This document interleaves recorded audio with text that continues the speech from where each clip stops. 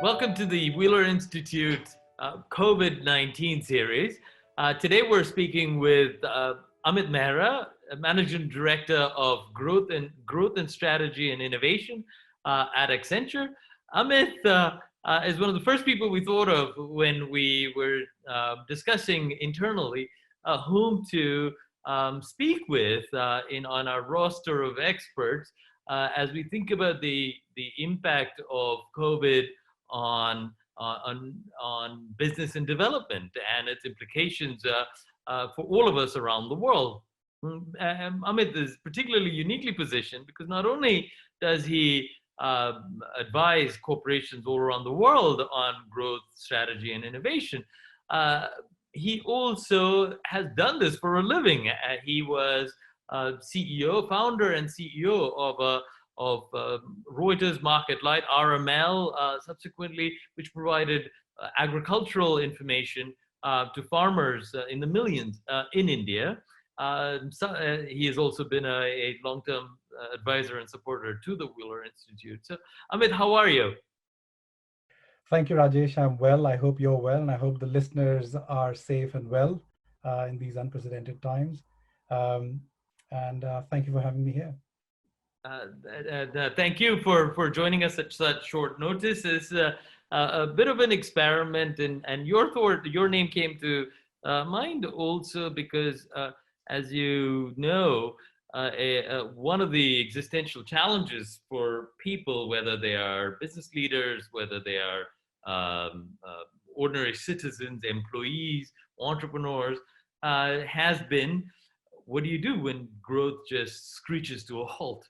The future, at least in the short term, looks uncertain, both in terms of when growth might return, but also in terms of what one could possibly do given the potentially constrained set of alternatives ahead of you. Can you talk about what you're seeing among the firms, the reactions that in your experience among firms? What are you seeing them? How are they responding? And we'll come to later on, what should they be doing? What should have they been doing in the past, perhaps, as well? But what should they be doing as we look both in the short term as well as the long term? So just reflections on what does one do when growth comes to a standstill? Sure. I think it's very helpful to look at this from two related but separate lenses of the business and the organization.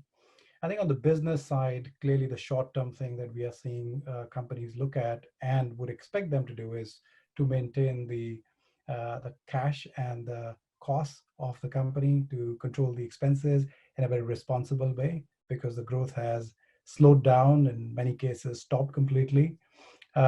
But responsibly is a very important word here, how they are dealing with that.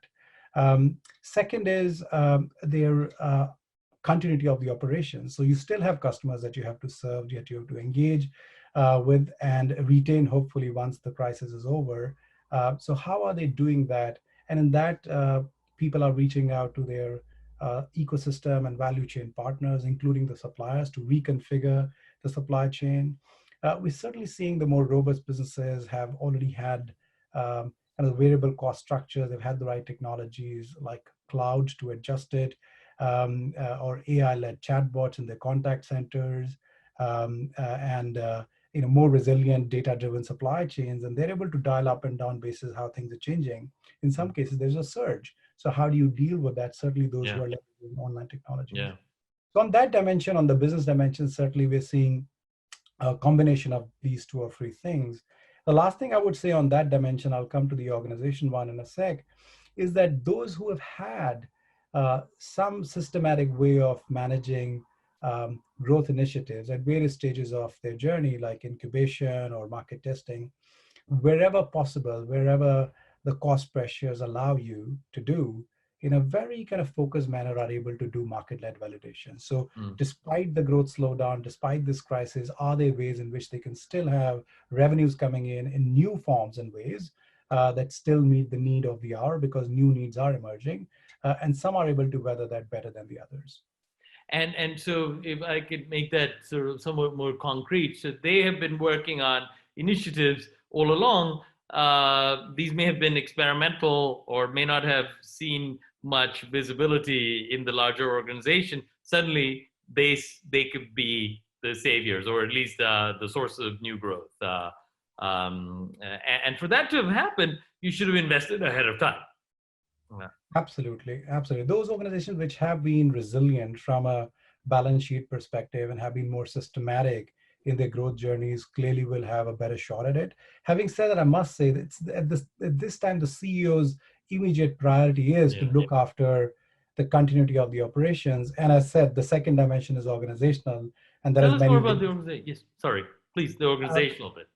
I think this the second bit is while it's good and somewhat easy to say to still do the growth experiments, whether you are able to garner the creative and innovative energies of your employees at this time of crisis, which leads to all kinds of anxiety that is totally Yeah. understandable, depends on the tone that is set by the communication and actions of the leaders. So that's What does really that mean, Tone?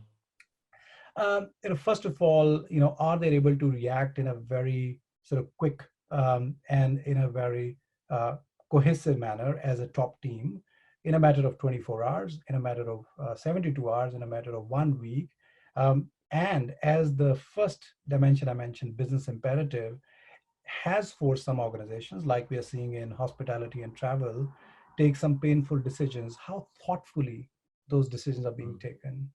If they have stood for certain values in the past, are they really living those values mm, when they're making those decisions?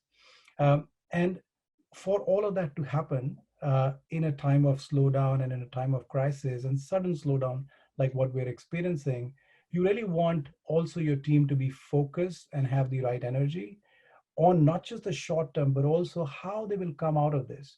The leaders who are able to get that right are those that are being trusted. As you know, my colleague Eva Sage Gavin, who runs our human potential talent and organization practice globally, she says, people need to trust their leaders always, but especially now. mm. So this is the time when all that they stood for is becoming very clear, and it's the test, real test of the values of the organization. And just to give us some examples, in a moment like this, what are the things that erode trust? What are the things that the kinds of things that improve trust, make it more tangible? I mean, we have seen certainly, which is in public domain, some CEOs have actually taken, salary cuts. Some CEOs have given confidence in emerging markets, especially those that are applying or employing vast number of people, many of them in the field doing all kinds of last mile delivery operations. The CEO saying that we will not make any short term layoff decisions is an enormously powerful message to get Yeah, them to continue to deliver yeah, to the customers that are still there and to be contributing to the well-being of their employees and the rest of the community. So these are one or two examples, and I recall from my old days of RML, we did yeah. something very similar at that time, and that set the tone of the rest of the organization. Yeah.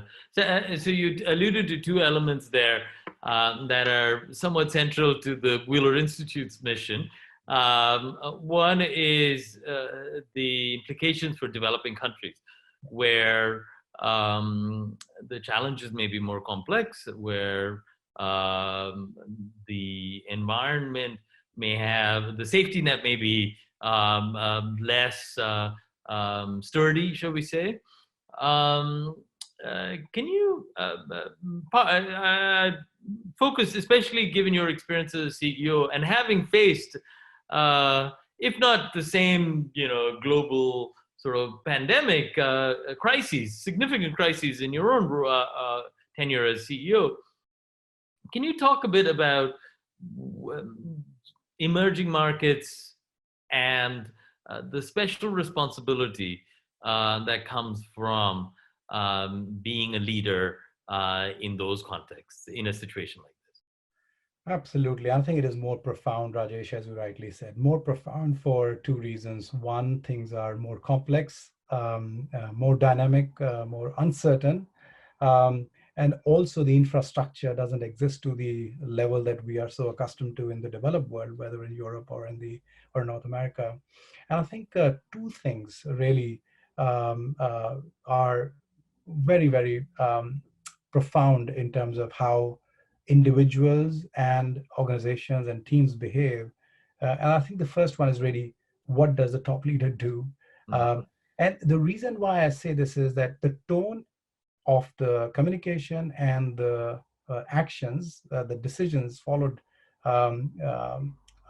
with the tone, they give the broad guidelines to the people who are dealing with an uncertain, complex, always changing environment, and the crisis that becomes more profound, to decide what they should do, how they Mm. should engage with the customers at the front line, how they should engage with the communities at the front line. And if that tone is not set, you're relying on what you think are robust processes that perhaps will still work to some extent, relatively speaking, to a lot better extent in the developed world. They don't hold true in the Yeah. emerging. So the tone of the top leader. And I think the second thing is how the top team comes together, how cohesive they are, how they do what they have been saying all along during this time of crisis and the time when the growth has slowed down, how they're able to garner the energies of the team and demonstrate with one or two examples that they have themselves uh, done in the short term, that gives the energy, gives the hope to people that we will come out of it. And that's a lot more challenging in the emerging markets. At an organization level, I would say they can step up right now to do things that perhaps were always in the remit of the government, using their skills and capabilities wherever the pressures permit them to do. Yeah. Thank you. As I reflect on that, I was also thinking one of the advantages that an organization like yours has is the ability to look across the world and see what works, what doesn't, to see um, uh, maybe a glimpse of the future from what is happening in Italy. What does Italy imply for India or Nigeria? Admittedly, very different contexts. Can you talk a bit about how one makes use of that and what globalization these days is getting a bit of a backlash because they say, oh my gosh, if we had all been in our own walled gardens, these viruses would not have spread and so on. What is the value of looking across global contexts um, uh, for solutions, and how's that playing out in your experience? Totally. I think that the kind of the convergence of regions, rather I would say, sorry, the convergence of industries, but the divergence of regions is something that we have been witnessing for some Mm, time. mm, But there are clearly best practices and lessons that are coming out of countries, the developed countries, that are universal and applicable. I think one of the mm, obvious ones that we are seeing, and I give one example of how Accenture played a role. I'm very proud of my colleagues who helped the NHS come bring their 1.2 million staff onto Teams platform in a matter of 7 days, so they could deal with the challenges that they are most profoundly and facing. So I they have could. to say, I just I can testify to that, but I didn't know it was Accenture behind it. But I can tell you, my wife was a consultant in the NHS, is suddenly an avid user of Teams. So thank you for that. My first of all, my salute to her and her colleagues during these times, and what the NHS staff and everyone around the support community is doing for all of us. So that's one example, Rajesh, of digital, the use of digital, the use of collaboration tools, which will become more and more rampant. We clearly believe so, and we had started to see that. This situation has forced people to change their behavior, to adapt to it, and all of these transitions are difficult. But when you're forced to do, and then you get accustomed to it, there's a longer, higher likelihood of that sticking around. And just on that, Amit, if I were to extrapolate from that to your point about infrastructure or lack thereof in developing countries, um, perhaps there's another opportunity for leapfrogging in developing countries is one implication. Would I be reasonable in making that inference? Because if you can't get to people, now is the chance, and these tools do exist, and perhaps have not been used as effectively. And who knows, you might your farmers you were working with back in India might actually be able to get on Teams or something equivalent. Absolutely. I'll build on that, Rajesh. For example, skilling and Mm, upskilling. yeah. In the age of AI, as before this crisis we were experiencing was going to be a big challenge the world over. The way we are seeing the way people are working and the way people are being forced to live, that having implication on how the emerging markets perhaps use more of digital technologies, more of mobile phones to upskill their workers, to reskill their workers, Mm, now that they will find ways in using technology, using whatever digital tools are available to really be prepared for what is bound to be a very different world when yeah. we emerge out of this.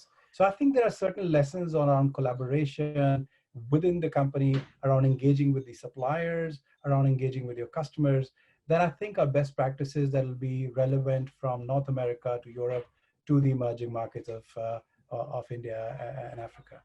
Yeah. A final question around around innovation. If you could sort of